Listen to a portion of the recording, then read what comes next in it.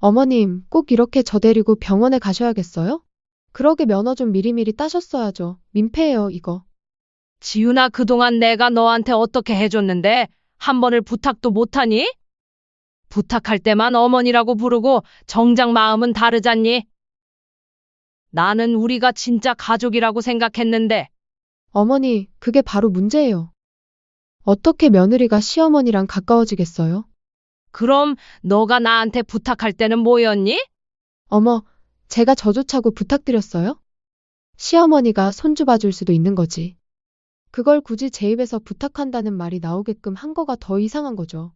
그래, 너 말대로 내가 너한테 병원까지 데려다 달라고 한 내가 잘못이다. 앞으로는 주지도 받지도 않을 거니 걱정 말거라. 어머니 지금 비꼬시는 거죠? 기분 나빠서 어머니랑 같이 못 가겠어요. 휴게소에서 내려드릴 테니 택시를 타던 버스를 타던 알아서 가세요. 오늘 이야기의 주인공은 70세 조말순 씨입니다. 말순 씨는 대구 외곽의 작은 단독주택에서 혼자 살고 있었습니다. 10년 전 남편이 세상을 떠난 후부터 줄곧 혼자였죠. 그나마 다행인 건 며느리가 가까운 동네에 살고 있다는 것이었습니다. 말순 씨에게는 아들이 하나 있었는데 아들은 며느리 박지윤과 결혼한 지 벌써 17년이 되었습니다. 아들 부부는 말순 씨 집에서 차로 10분 거리에 살면서 두 아이를 키우고 있었어요. 처음 며느리와의 관계는 그리 나쁘지 않았습니다. 서먹하긴 했지만 지훈도 예의는 지켰고 말순 씨도 며느리에게 무리한 요구를 하지 않았어요. 친정어머니를 일찍 여인 지훈을 보면서 말순 씨는 자신이 친어머니 역할을 해주고 싶었어요. 그러면 지훈도 자연스럽게 마음을 열고 진짜 딸처럼 다가와 주지 않을까 싶었거든요. 그래서 말순 씨는 먼저 다가갔습니다.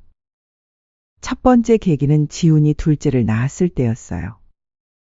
병원에서 퇴원한 지훈을 보며 말순 씨가 먼저 말을 꺼냈습니다. 지윤아, 애 보기 힘들지 않니? 내가 미역국도 끓여주고 애기도 봐줄게. 어머니, 괜찮으세요? 너무 힘드실 텐데. 뭘, 내 손주인데 출산하느라 고생 많았다. 그때 지훈의 눈에 눈물이 글썽했어요. 말순 씨는 그 모습을 보며 마음이 뿌듯했습니다. 역시 먼저 베풀면 마음이 통하는구나 싶었거든요. 한 달 동안 말순 씨는 정말 친어머니처럼 지훈을 돌봤습니다. 새벽마다 미역국을 끓이고 애기 기저귀를 갈아주고 빨래까지 다 해줬어요. 지훈도 고마워했습니다. 어머니, 정말 감사해요. 친정엄마처럼 해주시니까. 그 말을 들은 순간 말순 씨는 정말 행복했어요. 드디어 진짜 가족이 된 것 같았거든요. 그런데 산후조리가 끝나고 나서도 지훈의 부탁은 계속되었습니다. 어머니, 죄송한데 첫째 좀 봐주실 수 있을까요? 둘째 예방접종 마치러 가야 해서요. 말순 씨는 흔쾌히 들어줬어요. 산후조리 때 느꼈던 그 따뜻한 기분을 다시 느끼고 싶었거든요. 어머니, 미안한데 김치 좀 담가주실 수 있어요? 아직 몸이 완전히 회복 안 돼서. 이것도 해줬죠.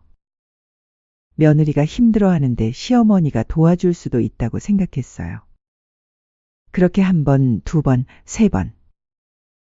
지훈의 부탁을 들어주다 보니 어느새 그게 일상이 되어버렸습니다. 나중에 생각했을 땐 그때 참 바보 같았다라는 생각이 들더군요. 어머니, 내일 아침에 아이들 좀 봐주실 수 있어요? 어머니, 실례지만 반찬 좀 만들어 주실 수 있을까요? 어머니, 죄송한데 빨래 좀 도와주세요. 처음엔 죄송하다 미안하다 라는 말이 앞에 붙었는데 언제부턴가 그런 말도 없어졌어요. 마치 당연한 일인 것처럼 부탁하기 시작했죠. 말순 씨는 그래도 참았습니다. 자신이 먼저 베풀기 시작한 일이고 언젠가는 지훈도 진짜 마음을 열어줄 거라고 믿었거든요. 그런데 이상했습니다. 시간이 지날수록 지훈은 더 거리감을 두는 것 같았어요. 어머니는 참 여유로우시겠어요. 저는 애들 키우느라 정신없는데. 요즘 어르신들은 건강해서 좋으시네요. 저희는 맨날 병원 다니느라 바빠 죽겠는데. 아, 어머니 세대는 모르실 거예요. 요즘 애들 키우는 게 얼마나 힘든지. 말순 씨가 도움을 줄수록 지우는 오히려 이런 식으로 말했어요. 마치 말순 씨가 놀고 먹는 사람인 것처럼, 지훈 혼자만 힘든 일을 하는 것처럼 말이죠. 하지만 며느리 지훈의 태도는 변하지 않았습니다. 오히려 점점 더 당연하게 여기는 것 같았어요. 어머니, 이번 주말에 아이들 봐주세요. 저희 부부 모임이 있어서요. 이제는 물어보는 것도 아니었어요. 그냥 알려주는 식이었죠. 아들한테 하소연하고 싶었지만 참았습니다. 아들이 중간에서 힘들어할까 봐서요. 그리고 혹시 자신이 예민하게 받아들이는 건 아닐까 싶기도 했고요. 그러던 어느 가을날이었습니다. 말순 씨가 지훈에게 처음으로 부탁을 하게 되었어요.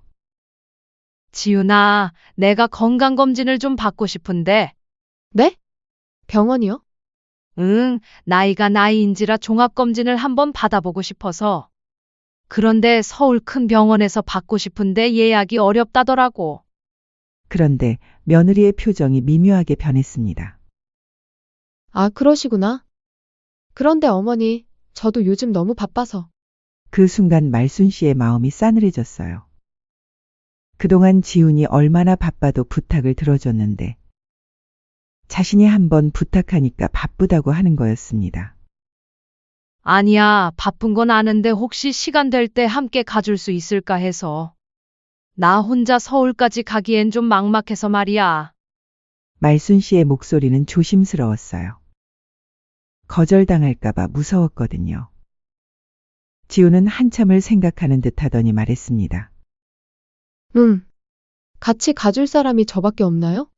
그게 운전해서 가줄 사람이 너밖에 없구나. 그러게 면허 좀 미리미리 따시지 그러셨어요. 괜히 바쁜 사람한테 아쉬운 소리 해야 되잖아요. 미안하구나. 이번만 조금 부탁할 수 있을까? 남편은요? 남편이랑 시간 맞추시면 안 될까요? 물어봤는데 시간이 안 된다고 하더라. 아, 곤란한데. 저 진짜 이번만이에요. 요즘 교통편도 얼마나 다 잘 돼 있는데 저한테 부탁하시고. 그래, 고맙다. 그 순간 말순 씨는 깨달았어요. 며느리에게 자신은 그냥 도움을 주는 사람이었구나. 가족이 아니라 유용한 사람이었던 거죠. 그날 밤 말순 씨는 침대에 누워 생각했습니다. 자신이 17년 동안 무엇을 한 걸까요? 진짜 가족이 되려고 노력했는데 결국 남남이었던 걸까요? 하지만 곧 그런 생각을 떨쳐냈습니다. 이번만 넘기면 될 거라고, 이번이 마지막 부탁일 거라고 스스로를 달랬어요. 앞으로는 주지도 말고 받지도 말아서 괜한 실망하지 않는 게 좋겠어. 마지막 부탁이다. 말순 씨는 그렇게 속으로 다짐했습니다. 그리고 다음 주 화요일 서울행길에 오를 준비를 시작했죠. 그날이 자신의 인생을 완전히 바꿀 거라는 걸 말순 씨는 전혀 예상하지 못했습니다. 드디어 그 화요일이 되었습니다. 말순 씨는 새벽부터 일어나서 준비를 했어요. 병원에서 입을 단정한 옷을 골라 입고 가방에는 필요한 서류들을 꼼꼼히 챙겨 넣었습니다. 오랜만에 서울에 가는 길이라 설레기도 했죠. 오전 8시 며느리가 차를 가지고 왔습니다. 어머니, 준비 다 되셨어요? 응, 다 됐어. 고맙다, 얼른 가자. 말순 씨는 지훈의 얼굴을 살펴봤어요. 평소보다 표정이 좀 어두워 보였지만 아침이라 그런가 보다 생각했습니다. 차에 타자마자 지훈이 말했어요. 어머니, 다음 주 아이들 일정표 문자로 보냈는데 확인하셨죠? 첫째는 학원 데려다 주시고, 둘째는? 응응, 봤어. 걱정하지 마. 그리고 집 청소는 화요일이랑 수요일에 나눠서 해주세요. 한 번에 하시면 힘드시니까. 고속도로에 진입하자 지훈이 라디오를 켰습니다. 잔잔한 음악이 흘러나왔어요. 말순 씨는 창밖 풍경을 보며 기분 좋게 생각했습니다. 역시 며느리가 함께 와주니까 마음이 든든하네. 그 순간 며느리가 갑자기 라디오를 껐어요. 쓸데없는 부탁도 전부 다 들어드리니까 어머님은 든든하시겠죠? 응? 요즘 병원은 다 인터넷으로 예약하고 알아보는 거예요. 굳이 누가 따라갈 필요가 없거든요. 그래? 네. 그리고 솔직히 말하면 며느리가 시어머니 병원까지 따라다니는 건 요즘 시대에는 좀 과한 것 같아요. 순간 너무 서운했습니다. 자신도 며느리의 부탁을 들어줄 땐 언제고 다 들어줬는데 며느리에게 한번 부탁한 걸로 계속 투덜댔으니까요. 그래, 너한테 괜히 부탁했었나 보다. 내 욕심이었나 봐. 비꼬시는 거 아니죠? 이미 나왔는데 뭘. 그냥 말씀드리는 거예요. 지훈의 말투에는 짜증이 섞여 있었습니다. 말순 씨는 어쩔 줄 몰라 했어요. 그리고 저희 아버지도 이런 부탁 안 하시거든요. 저희 아빠는 병원도 혼자 다니시고 뭐든 다 혼자 알아서 하세요. 자식들한테 패 끼치는 걸 정말 싫어하시거든요. 내가 너한테 패가 되었다는 뜻이니? 아니에요. 패라는 건 아니고요. 그냥 좀 다르다는 거죠. 아니다. 솔직히 패 끼치는 거 맞아요. 어머님은 자식 생각을 하는 부모는 아닌 것 같아요. 며느리는 가는 동안 계속 불만을 이어갔어요. 그리고 아들도 있는데 뭐하러 불편하게 며느리한테 부탁을 하세요? 이건 아들이 해야 할 일이거든요. 그래, 미안하다, 지윤아. 그럼 내가 앞으로는 이런 부탁 안 하마. 어머니, 그리고 한 가지 더 말씀드릴 게 있어요. 지훈이 말순 씨의 말을 자르며 계속했어요. 그리고 어머니, 저도 제 인생이 있거든요. 당연히 그렇지. 저희 친구들은 시어머니랑 이렇게 가깝게 지내지 않아요. 명절 때나 볼까 말까고 평소에는 각자 살거든요. 지훈의 말이 계속 이어졌어요. 솔직히 제가 너무 챙겨드린 것 같아요. 다른 며느리들은 이렇게 안 해주는데. 그래서 너무 선을 넘으시는 것 같아요. 그러니까 제가 쉴 때 서울 데려달란 말 아무렇지 않게 하시는 거겠죠.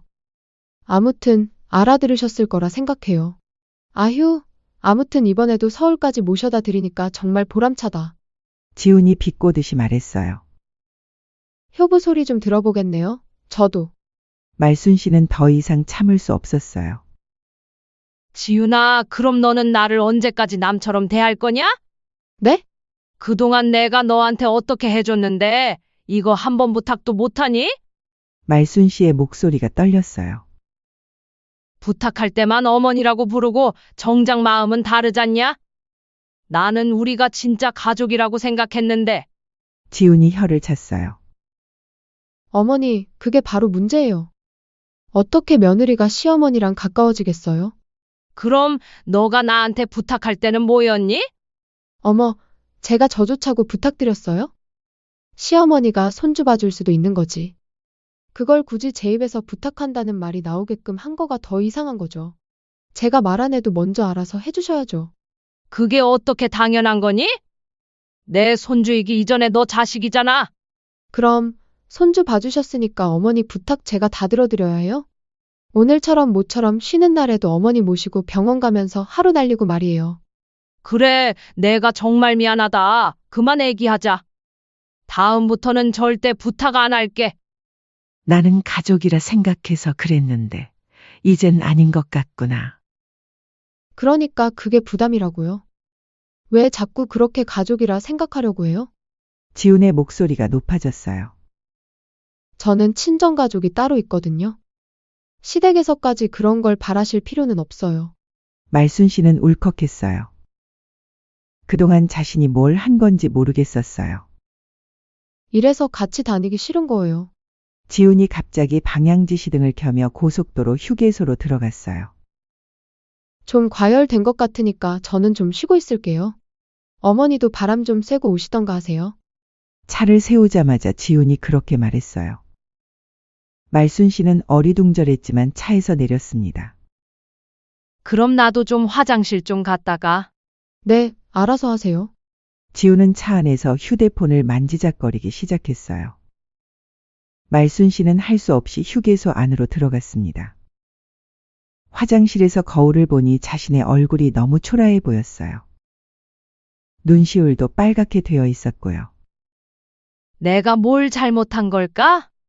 그동안 정성을 다해 며느리를 대했는데 결국 자신은 부담스러운 존재였던 거였습니다. 진짜 가족이라고 생각했는데 혼자만의 착각이었던 거죠. 말순 씨는 찬물로 얼굴을 씻으며 마음을 달랬어요. 그래, 여기서 마음 추스르고 가자. 병원 검진만 받고 집에 가면 돼. 앞으로는 아무것도 주지도 받지도 말자. 10분 정도 화장실에서 시간을 보낸 후 말순 씨는 주차장으로 나갔습니다. 그런데 차가 없었어요. 처음에는 자신이 위치를 잘못 기억한 줄 알았어요. 하지만 아무리 찾아도 며느리의 차는 보이지 않았습니다. 말순 씨는 휴대폰을 꺼내 지훈에게 전화를 걸었어요. 여보세요? 지윤아, 차가. 고객님이 전화를 받지 않습니다. 전화가 꺼져 있었어요. 말순 씨는 다시 걸어봤지만 계속 같은 메시지만 나왔습니다. 그제야 현실을 깨달았어요. 버려진 거였습니다. 70세 노인을 고속도로 휴게소에 혼자 두고 간 거였어요. 말순 씨는 주저앉고 싶었지만 사람들의 시선이 있어서 벤치를 찾아 앉았습니다. 손이 떨렸어요.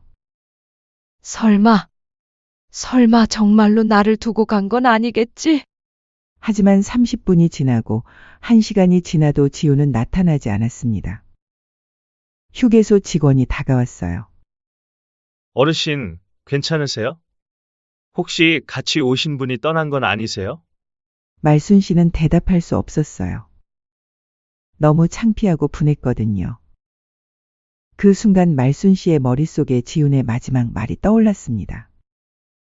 이래서 같이 다니기 싫은 거예요. 아, 정말로 자신과 함께 있는 게 그렇게 싫었던 거구나. 그래서 아예 버리고 간 거구나. 말순 씨는 눈물이 났지만 꾹 참았어요. 사람들이 보고 있으니까요. 내가 뭘 그렇게 잘못했다고. 17년 동안 정성을 다해 돌본 며느리에게 70세 시어머니가 고속도로 휴게소에 버려진 거였습니다. 말순 씨는 그 순간 깨달았어요. 자신이 얼마나 바보같이 살아왔는지를 말이죠. 말순 씨는 결국 택시를 불러 대구까지 내려왔습니다. 택시비만 25만 원이 나왔어요. 70세 할머니가 고속도로 휴게소에서 홀로 택시를 타고 집까지 오는 길, 말순 씨의 마음은 처참했습니다. 집에 도착해서도 한동안 멍하니 앉아 있었어요. 아직도 믿기지 않았거든요. 정말로 며느리가 자신을 버리고 갔다는 게 말이죠. 말순 씨는 바로 아들에게 전화를 걸었어요. 여보세요, 아들아. 엄마, 무슨 일 있어요? 안 그래도 방금 지훈이랑 통화하던 참인데. 나 지금 집에 있어. 네? 벌써요? 병원 검진은요? 말순 씨는 다시 자세하게 상황을 설명했어요. 며느리가 고속도로 휴게소에서 자신을 버리고 갔다는 것을. 그런데 아들의 반응은 예상과 달랐어요. 엄마, 그러게 엄마가 지훈이 성격 아시면서 왜 자꾸 그런 말씀을 하셨어요? 뭐? 지훈이가 전화해서 그러던데. 엄마가 차 안에서 자꾸 가족 어쩌고 하면서 부담스럽게 하셨다고. 말순 씨는 귀를 의심했어요. 그래서 지훈이가 화가 나서 그런 거잖아요. 제가 중간에서 얼마나 난처한지 아세요? 화가 나서 그런 거라고? 화가 나면 이렇게 해도 된다는 거니? 지훈이가 심하긴 했지만 엄마도 그러게 왜 걔 성격 알면서 긁으셨어요? 말순 씨는 말문이 막혔어요. 자신의 아들이 70세 어머니를 고속도로에 버린 며느리를 두둔하고 있었습니다. 내 아내가 날 버려놓고 갔는데도 그렇게 말할 거야? 엄마 버렸다는 표현은 좀. 저도 지금 일 중인데 둘 사이의 일 때문에 정신이 없어요. 알았어. 이제 알겠어. 엄마, 너무 화만 내지 마시고. 엄마가 어른이니까 눈 딱 감고 그냥 지훈이한테 미안하다고 해주세요. 이롭다. 내가 왜 미안하다고 사과해야 하니? 지금 내가 사과를 받아도 풀릴까 말까인데. 엄마가 먼저 사과하시면 지훈이도 마음 풀 거예요. 이대로 안 보고 사실 것도 아니잖아요. 말순 씨는 전화를 끊었어요. 더 이상 들을 말이 없었거든요. 그 순간 말순 씨는 결심했습니다. 이제 정말로 모든 걸 정리할 때가 됐다고. 다음 날 아침, 말순 씨는 평소보다 일찍 일어나 은행에 갔습니다. 어르신, 이 적금 통장들을 모두 해지하시겠다고요? 네, 급한 일이 생겨서요.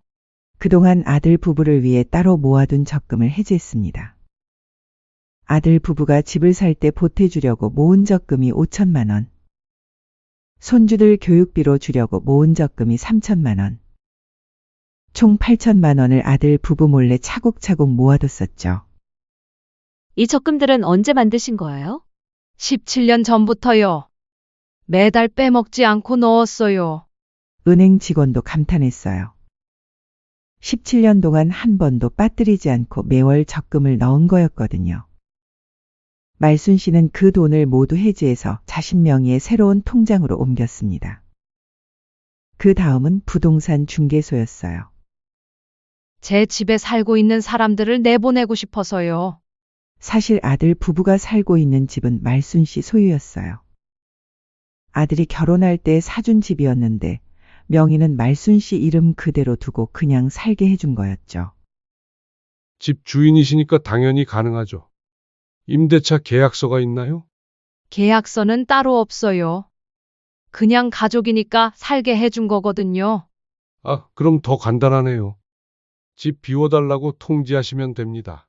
그리고 집도 매물로 좀 내놓아 주세요. 말순 씨는 즉시 서류를 작성했어요. 아들 부부에게 한 달 안에 집을 비워달라는 통지서였죠. 그리고 말순 씨는 변호사 사무실로 향했습니다. 유언 상속장을 새로 쓰고 싶어서 왔습니다. 변조사는 말순 씨에게 여러 가지를 물어봤어요. 가족관계, 재산 현황, 유산 분배 의향 등등. 그럼 아들분께 모든 재산을 상속하시겠다는 건가요? 아니요. 말순 씨는 단호하게 말했어요. 제가 죽으면 재산은 모두 사회에 환원하겠습니다. 그리고 혹시 나중에 아들이나 며느리가 부양 의무를 주장하며 소송을 걸어도 절대 법적 책임을 지지 않겠다는 내용도 넣어주세요. 변호사가 놀란 표정을 지었어요. 어르신, 그렇게 하시면 가족들과 관계가 괜찮습니다. 이미 관계는 끝났어요. 일주일 후 집 비워달라는 통지서가 아들 부부에게 전달되었습니다. 그리고 예상대로 아들에게서 급하게 전화가 왔습니다. 엄마! 갑자기 집을 비워달라는 통지서가 왔는데 무슨 일이에요? 내 집이니까 비워달라는 거야. 네? 갑자기 왜요? 내 집인데 내가 어떻게 하든 상관없잖아. 전화기 너머로 아들의 당황한 목소리가 들렸어요. 엄마, 그럼 저희는 어떻게 해요? 갑자기 집을 나가라고 하는데? 그건 너희가 알아서 해라. 엄마! 왜 이런 일을 혼자 결정하셨어요? 상의라도 하시지. 상의? 너희가 언제 나랑 상의했니? 아들은 말문이 막혔어요. 엄마, 제가 잘못 생각했나 봐요. 다시 얘기해요. 됐어. 17년 동안 너희 위해 모은 돈도 다 찾았어. 이제 너희가 알아서 살아라. 17년 동안 모은 적금이요? 적금 8천만 원 너희 주려고 해뒀던 건데 이제 마음 바뀌었다. 가족도 아닌 놈들에겐 한 푼도 안 남겨줄 거야. 아들이 할 말을 잃었어요. 엄마, 그럼 저희는 정말 응, 이제 정말 너희가 알아서 살아야지. 말순 씨는 전화를 끊었어요. 그날 밤 며느리가 미친 듯이 문을 두드렸어요. 어머니, 문 열어주세요. 정말 이러기에요, 어머니? 나이 먹고 치사하게 집으로 협박하는 게 어디 있어요? 말순 씨는 문을 열지 않고 말했어요. 너가 말했잖니? 가족도 아니라고.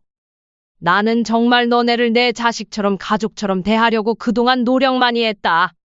그런데 너는 선을 넘어도 한참을 넘었어. 어머니, 그럼 저희는 어떻게 살라고요? 어머니라고 부르지도 말거라. 너가 나한테 한 것처럼 나도 똑같이 할 테니까 기대하고. 지훈이 말문이 막혔어요.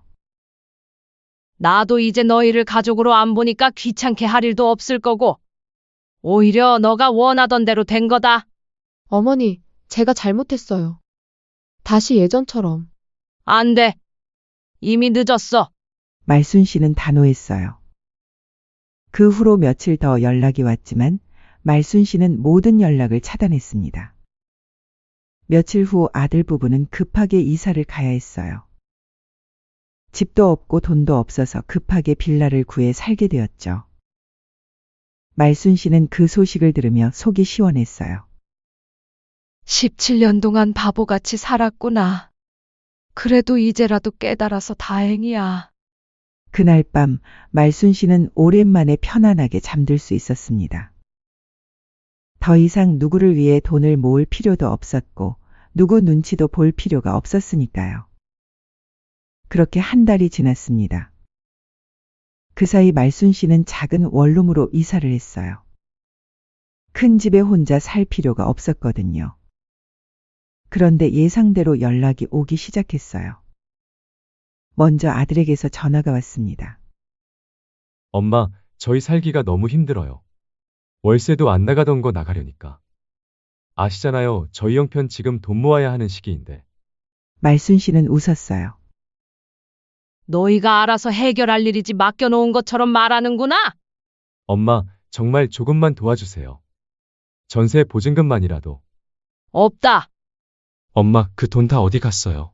내가 쓰고 있어. 맛있는 것도 사 먹고 좋은 옷도 사 입고. 사실이었어요. 말순 씨는 평생 처음으로 자신만을 위해 돈을 쓰고 있었거든요. 엄마, 나한테 그러지 말고 내 아내한테 말하거라. 말순 씨는 전화를 끊었어요. 며칠 후에는 지훈이 직접 찾아왔어요. 말순 씨의 새 주소를 어떻게 알았는지 모르겠지만요. 어머니, 제발 한 번만 문 열어주세요.